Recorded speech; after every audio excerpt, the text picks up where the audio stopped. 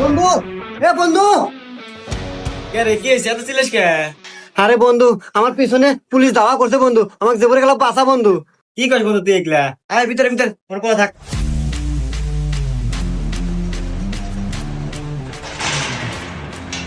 কি হয়েছে স্যার?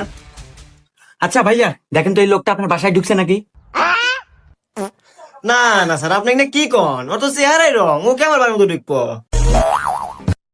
আচ্ছা, যাই হোক, আপনি কি আগে আগে কখনো এই এলাকায় দেখেন নাই?